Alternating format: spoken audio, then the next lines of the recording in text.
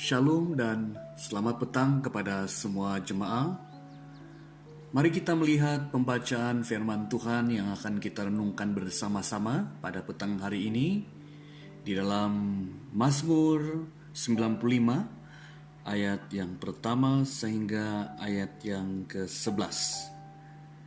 Saya tidak membaca keseluruhan perekop ini, saya hanya membaca ayat yang ke-8 dan sehingga ayat yang ke-10. Firman Tuhan berbunyi demikian, "Janganlah keraskan hatimu seperti di Merbah, seperti pada hari di masa di padang gurun, pada waktu nenek moyangmu mencobai aku, menguji aku, padahal mereka melihat perbuatanku. 40 tahun aku jemu kepada angkatan itu. Maka kataku, mereka suatu bangsa yang sesat hati, dan mereka itu tidak mengenal jalanku." Mari kita berdoa. Bapa di surga, terangilah hati kami dengan kebenaran firman Tuhan yang kami renungkan bersama pada petang hari ini. Kami mohon Roh Kudus Tuhan memberikan kami hikmat, pengertian, dan memampukan kami untuk melakukan kebenaran firman-Mu. Dalam nama Yesus kami sudah berdoa. Amin. Saudara-saudari, melalui petikan firman Tuhan yang kita baca pada petang hari ini, saya akan mengambil satu tema, yaitu memuji Allah dengan ketaatan. Saudara-saudari, memuji Allah wajib dilakukan orang percaya. Pemazmur dalam bahagian ini mengajak bangsa Israel bersorak-sorai dan sujud menyembahnya. Pemazmur mengajak umat Israel menyembah Tuhan karena Ia adalah Allah dan Raja yang besar. Namun, Mazmur 95 tidak hanya mencakup ajakan untuk memuji Allah, tetapi juga nasihat untuk tetap berpegang teguh kepada peringatan Allah. Jikalau kita melihat di awal penulisan pemazmur dalam nomor 95 ini,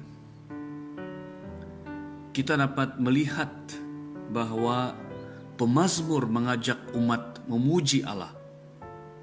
Akan tetapi mulai dari ayat 7b, bangsa Israel dituntun untuk mendengarkan peringatan dari Allah. Saudara-saudari yang sekasih dalam Tuhan Yesus Kristus, seruan Allah dalam Mazmur 95 mengingatkan bangsa Israel dan kita dalam 3 perkara. Pertama, jangan keraskan hati. Kita boleh melihat itu dalam ayat yang ke-8. Firman Tuhan berbunyi demikian, "Janganlah keraskan hatimu seperti di Merbah, seperti pada hari di masa di padang gurun." Artinya, seruan dan peringatan Allah harus direspons dan tidak boleh diabaikan.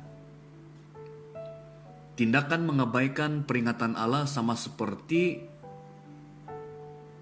membangkang atau melawan Tuhan. Sikap ini yang dilakukan oleh bangsa Israel dalam peristiwa di Masa dan Merbah.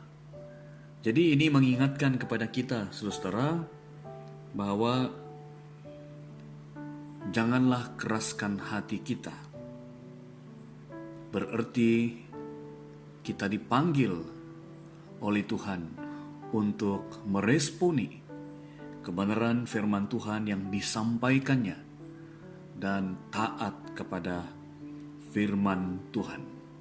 Yang kedua, Jangan mencobai Tuhan. Kita boleh melihat dalam ayat yang ke-9, pada waktu nenek moyangmu mencobai aku, menguji aku, padahal mereka melihat perbuatanku. Apa perbezaan antara menguji dan mencobai? Saudara-saudari, motif menguji ialah selalu mencari bukti terhadap suatu kebenaran, sedangkan motif mencobai adalah menyangkal kebenaran sebagai fakta yang sah. Dalam hal ini, bangsa Israel telah mencobai Allah di Masa dan Merba, karena mereka bukan hanya menolak kebenaran yang telah dialami, tetapi juga mereka mau mengatur Allah untuk tunduk kepada keinginan mereka. Dan yang ketiga, jangan sesat hati. Kita boleh melihat itu dalam ayat yang ke-10. 40 tahun aku jemu kepada angkatan itu.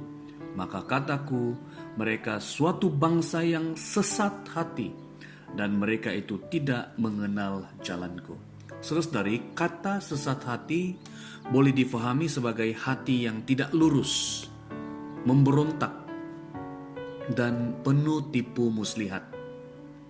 Inilah yang menjadi inti permasalahan leluhur bangsa Israel yang dengan sengaja dan berulang-ulang mengabaikan jalan Allah.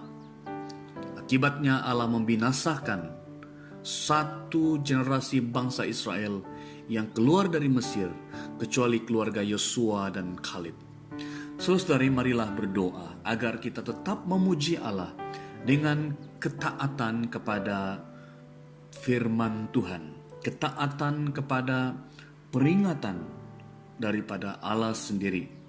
Marilah kita belajar untuk terus taat kepada Allah sambil memuji kebaikan dan kebesarannya dalam hidup kita setiap hari.